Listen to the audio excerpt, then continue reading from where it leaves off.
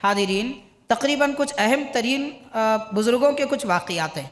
पहले मैं वो वाक़यात आपको बताऊंगा और सुनाऊंगा किस तरीक़े से बुज़ुर्गान दीन ने, औलिया अल्लाह ने कैसे कैसे किससे मदद मांगी है।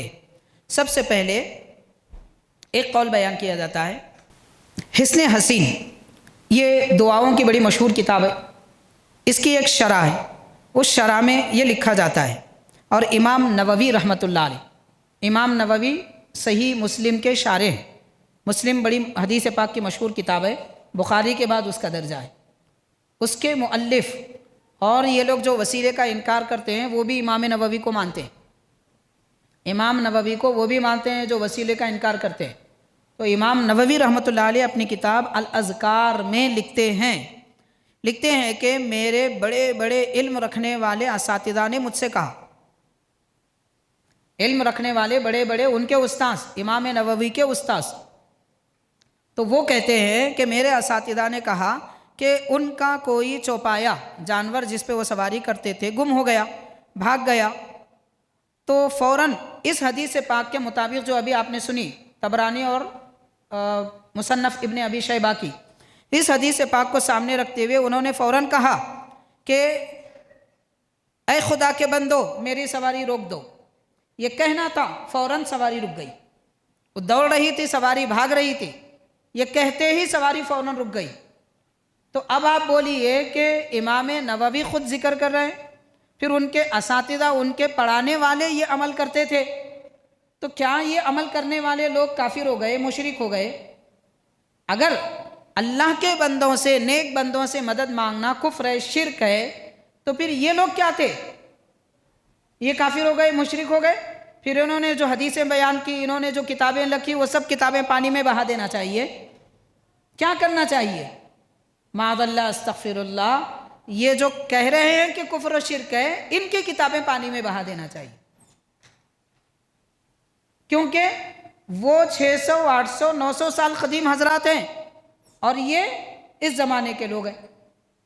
तो इस ज़माने के लोगों का कोई एतबार नहीं है।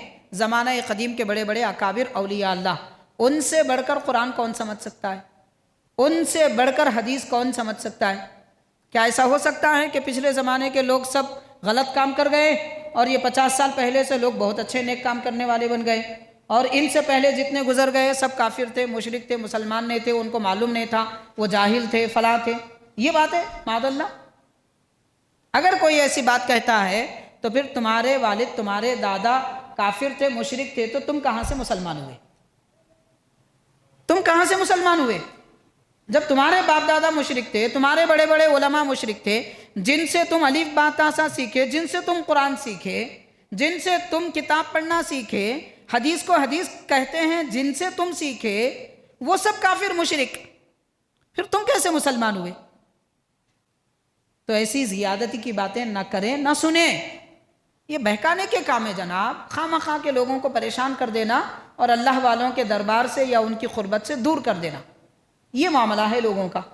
बहरहाल इमाम नववी ने एक वाक़या ये तो बयान किया, उसके बाद आप ख़ुद फरमाते इमाम नववी रहमतुल्लाह अलैह के, मेरा ख़ुद एक वाक़या है, इमाम नववी ख़ुद फरमा रहे हैं, मेरा ख़ुद एक वाक़या है कि एक मरतबा मेरी सवारी भाग गई, रोकने पर भी नहीं रुकी, लोग उसके पीछे दौड़ दौड़ कर आजिज़ हो गए। फ़ौरन मुझे याद आया, मैंने ये हदीस पाक के मुताबिक फ़लयुनादी या इबादल्लाह, अगर किसी का जानवर भाग जाए तो पुकारो, ए अल्लाह के बंदो उसे रोको। तो मैंने फ़ौरन कहा, या इबादल्लाह आईनूनी, मेरी मदद करो। जैसे ये कहना था, जानवर उसी जगह रुक गया, लोग दौड़कर फिर उसे पकड़ के लाए। तो हदीस पाक जो पढ़ी थी सहाबा के बाद वाले ताबीन और उनके बाद वाले हजरात ने उस पर ऐसा अमल किया है, अमल करके बताया है कि देखो ये हदीस कितनी मुजर्रब है, अमल किया गया है इस पर। ये कुफ्र होता, शिरक होता, नाजायज़ होता, हराम होता तो अमल क्यों करते? बात यह है, अमल क्यों करते? पहली बात, अगर वो गलत अमल होता तो फिर अल्लाह ताला जानवर को रोकता क्यों? रोका किसने? अल्लाह के बंदों को बोले, अल्लाह के बंदे रोके, मगर अल्लाह की इजाज़त के बगैर कोई रोक सकता? अल्लाह की इजाज़त के बगैर जानवर भी रुक सकता? नहीं रुक सकता। तो रब ने चाहा कि इस हदीस का असर क्या है दुनिया वालों को बताए, اس لیے بڑے بڑے اکابر محدثوں نے اس حدیث پر عمل کر کے بتایا ہے.